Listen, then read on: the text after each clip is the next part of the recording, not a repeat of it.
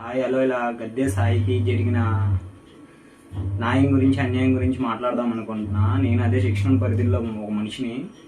నా పేరు మహంకాళి చందు అంటారు, అలియాజ్ పూరి అంటారు. ఆ రోజు పిల్ల సాయి అనే వ్యక్తిని తీసుకొచ్చినప్పుడు అదే రోజు నేను స్టేషన్లో ఉన్నాను. అదే వాళ్ళు ఏం చేశారో ఏంటో మొత్తం నాకైతే తెలుసు. అలా అని చెప్పి ఒక తల్లికి జరిగిన కష్టం ఇంకో తల్లికి జరగకూడదని చెప్పి అయితే నేను చెప్తున్నాను. కొద్దిగా అర్థం చేసుకోండి. ఈ వీడియో తీస్తానికి కూడా నాకు భయం వేస్తుంది, కానీ చెప్తున్నాను. అతన్ని తీసుకొచ్చి నన్ను లాకప్లో ఉన్నప్పుడు చిత్రహింసలు పెట్టారు. అది నేను చూశాను. నేను బయటకు వచ్చి చెప్దాం అనుకున్నా. చాలాసార్లు నాకు జరిగింది. నేను ఆల్రెడీ జోన్లీ కోర్టు దగ్గరికి వెళ్ళి ఎట్లా చేస్తున్నారు అని చెప్తే లాయర్లు కూడా, కొంతమందికి తెలిసిన లాయర్లు కూడా పోలీసు వాళ్ళకి సపోర్ట్ చేశారు. ఆ రోజు సపోర్ట్ చేయడం వల్ల మేము ఎవరికి ఏం చెప్పుకోలేకపోయాము.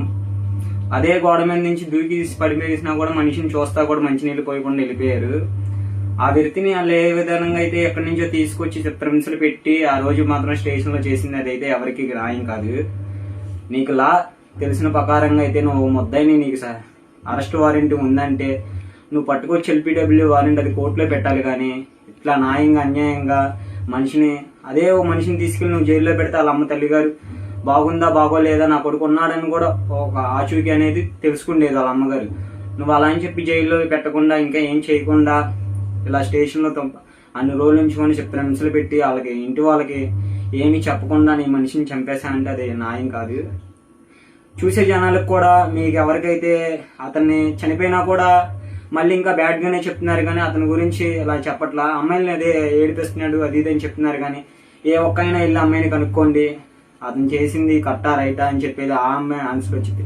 అతని మీద కేసులు ఉన్నాయి, కాదనట్లా. కేసులు ఉన్నాయి. అయితే మీరు తీసుకొస్తున్నారు, జైల్లో వేస్తున్నారు, అతను వస్తున్నారు, కండిషన్ బెయిల్ మీద వచ్చారంటున్నారు. మర్డర్ కేసు మీద కూడా రీసెంట్గా రిలీజ్ అయ్యాడు. రిలీజ్ అయినా కూడా మళ్ళీ తనకే ఇట్లా చేశారంటే మీరు ఇంకా ప్రభుత్వం పట్టించుకుంటారా? ఇక మమ్మల్ని ఎవరైనా పట్టించుకుంటారు చెప్పండి మీరు? ఇది న్యాయంగా అందరికి కావాలి. ఇప్పుడు అందరికీ కొడుకులు ఉంటారు తల్లిలుగా. ఒకటి ఏంటంటే న్యాయం కావాలి. అతన్ని చంపమని పైనుంచి ఆర్డర్లు అయితే పంపించలేదుగా. అతన్ని చంపమని పైనుంచి ఆర్డర్లు అయితే రాలేదుగా. నువ్వు ఆర్డర్ రాకముందు నీ ఇష్ట ఆ రోజైతే తీసుకొచ్చారండి. తీసుకొచ్చిన తర్వాత పైన సీలింగ్లు ఊడిపోతున్నాయి అని చెప్పి నేను అన్నాను. పైన ఫ్లైట్ అనేది వేస్తారనమాట. టౌట్ డిగ్రీ అని చెప్పి అంటున్నారు కదా. ఆ టౌట్ డిగ్రీ గురించి మీకు ఎక్స్ప్లెయిన్ చేయాలనుకుంటున్నాను. కాస్త మీరు వింటే బాగుంటుంది. ఆ టౌట్ డిగ్రీ అనేది ఎట్లా అంటే, ఇప్పుడు చాలా మంది టౌట్ డిగ్రీ అంటున్నారు, కానీ టౌట్ డిగ్రీ ట్రీట్మెంట్ ఎవరికి తెలియదు అసలు. అది ఇప్పుడు మన టౌట్ డిగ్రీ అనేది ఎట్లా అంటే, ఒక డ్రై ఐస్ లాంటిది.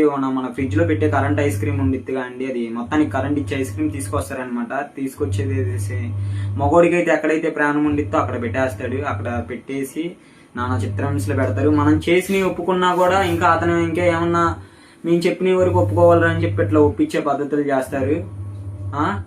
మేమేమన్నా ఇట్లా కోర్టులో మేజిస్ట్రేట్ గారికి ఇట్లా చెప్తామన్నా కూడా మీరు చెప్పుకొచ్చిన తర్వాత మీ మీద అయి పెడతామని బెదిరిస్తారు. తెలుసుకోడా అండి, ఇది ఎవరు పట్టించుకోకపోవటం. మనిషి చావండి మామూలు విషయం కాదు. చంపే హక్కు లేదు మనకి రాజ్యాంగంలో రాసినంత పరగన. అండర్ 9 ప్రిజనల్ మాత్రమే అతను.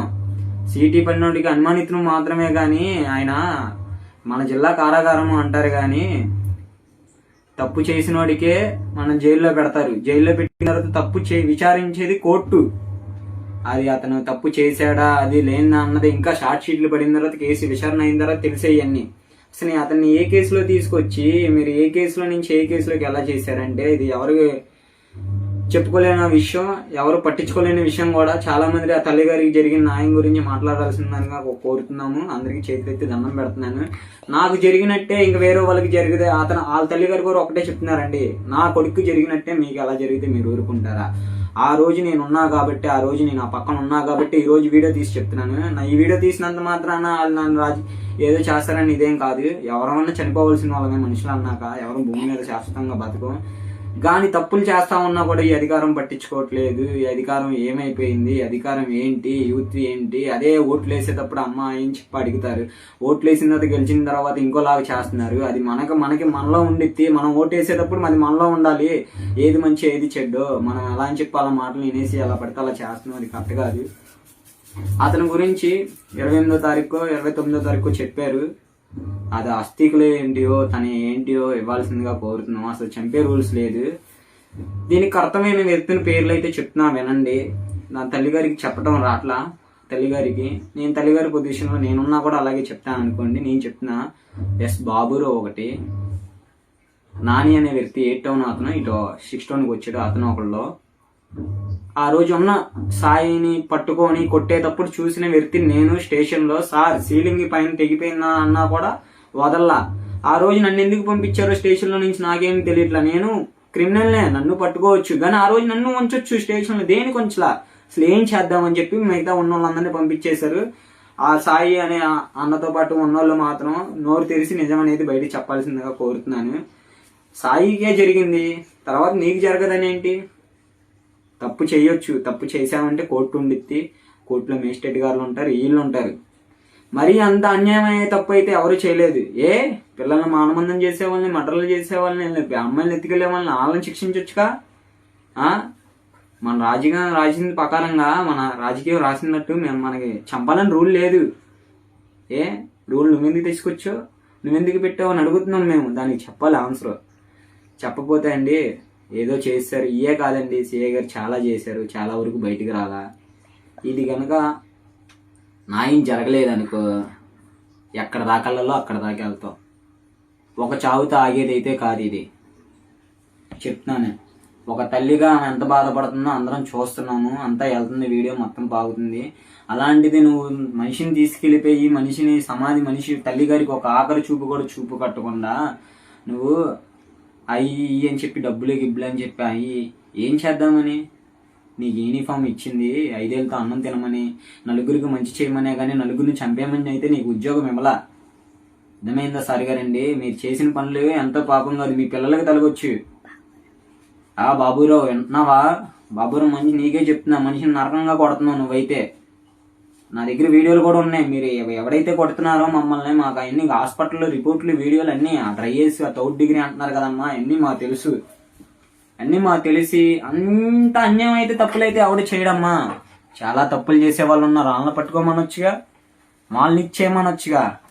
మనిషిని చంపేసి నేను లాస్ట్గా ఒకటే మాట చెప్తున్నానండి, నాకు ఈ వీడియో చూసి ఒక అవకాశం ఇస్తే ప్రెస్ మీట్ ముందు మాట్లాడతాను నేను. లేదు కూడదు అంటే మీ పని మీరు చేసుకుంటా అంటే, ఆ రోజు మాత్రం అతనికి జరిగేటప్పుడు మాత్రం నేను పక్కన ఉన్నా, పలానా డేటు, పలానా తారీఖు, పలానా రోజు, పలానా దగ్గర నుంచి నన్ను తీసుకుని వెళ్ళారు, పలానా గవర్నమెంట్ హాస్పిటల్ నుంచి నన్ను తీసుకుని వెళ్ళి ఇట్లా అయ్యి అని చెప్పి మాయమూర్తులు పెట్టి స్టేషన్లో అయ్యిందని పిల్లసాయి అనే వ్యక్తిని నేను చూశాను, అతని బాధ చూశాను, అన్నీ చూశాను. అతనికి ఏం చేశారో కూడా నాకు తెలుసు.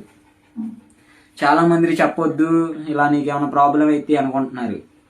అవునే, ఇప్పుడు అతనికి జరిగిన ప్రాబ్లం నాకు జరిగిన నష్టమేమి ఉండదు. నా తల్లి ఎట్లాగే బాధపడిద్ది. ఈ వీడియో దయచేసి అందరూ లైక్ చేసి, చాలా న్యాయం జరగాలని కోరుతున్నాం. మనకి ఏమీ వద్దు, న్యాయం అనేది జరగాలి. మన ఆంధ్రప్రదేశ్లో న్యాయం అనేది లేకపోతే ఇంకెక్కడి నుంచి రావచ్చుదండి? రాదు కదా. షో ఉంటా. ఓకే.